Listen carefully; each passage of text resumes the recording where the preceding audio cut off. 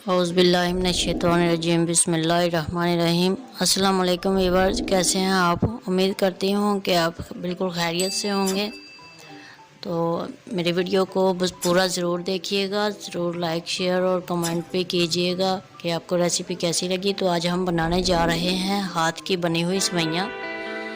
तो बहुत ही मज़े की और स्वीट बनती हैं ये। तो अब हम अपनी रेसिपी की तरफ चलते हैं।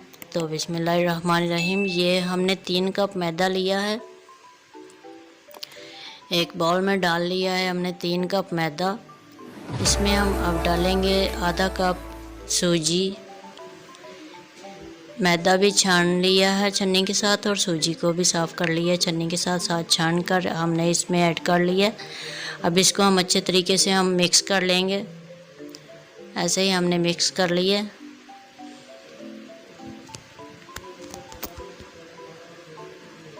तो हमारी वीडियो को पूरा ज़रूर देखिएगा, एक एक स्टेप ज़रूर देखिएगा।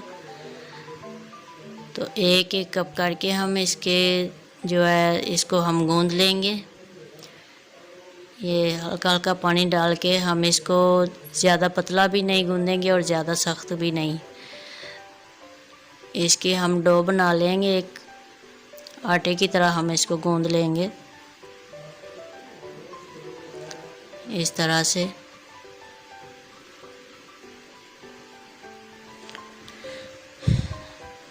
इसको हम ज़्यादा पतला नहीं करेंगे, इस तरह से हम गूंद लेंगे और एक कपड़े में इसको रखेंगे ताकि ये ऊपर से ड्राई ना हो जाए। इसी तरह से हमने एक कप और लिया, उसमें हम कलर डालेंगे। हमने 3-4 कलर का हमने ये जो है ना मैदा गूंदना है। 3-4 कलर की हमने 4 कलर यानी एक वाइट और 3 कलरफुल हमने इनकी डो बनानी है। तो ये हमने 2 चम्मच पानी लिया, उसमें हमने रेड कलर डाल लिया। इसको हम मिक्स करके इसमें डाल देंगे। तो ये वाइट की तरह से ही हम इसको जो है गूंद लेंगे। इस तरह से हम जैसे पहले गूंदा है इस तरह से ही हम इसको भी गूंद लेंगे।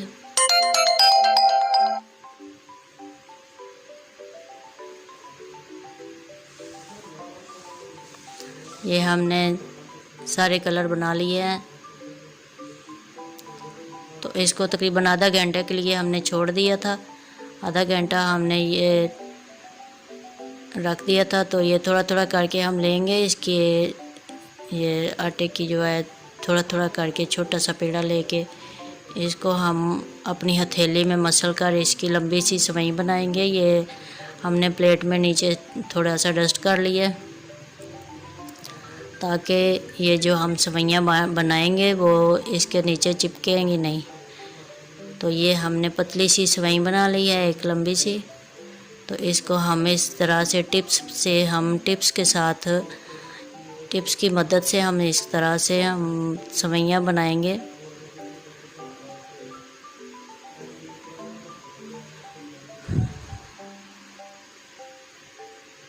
ये देखें, इस तरह से बनाएंगे हम सेवइयाँ। इनको हमने बाद में धूप में भी सुखाना है। तो ये सब कलर की जो है ये हम तैयार कर लेंगे इस तरह से। तो तकरीबन 3-4 दिन में हम ये तैयार कर सकते हैं।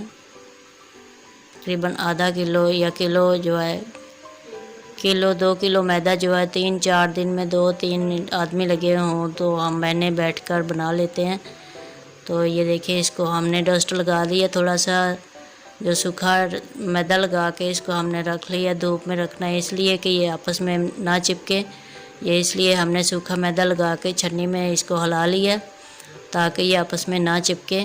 तो इनको हमने धूप में रखना है। तो धूप में सुखा कर ये इस तरह की हो गई हैं। ये देखिए, माशाल्लाह से हमने 3-4 दिन में इतनी बना ली थी।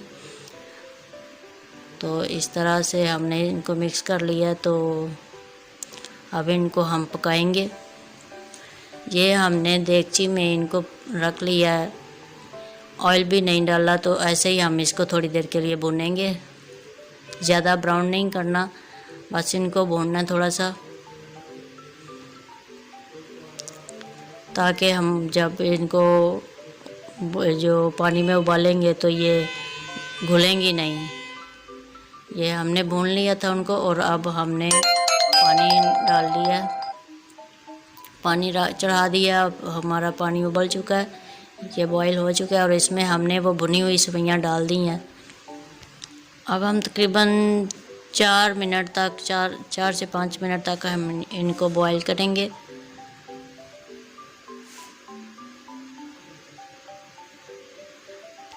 तो ये हमारी सेवइयाँ जो है बॉईल हो चुकी हैं।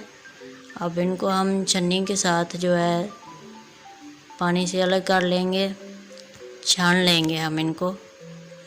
ये हमने पानी से अलग कर ली हैं।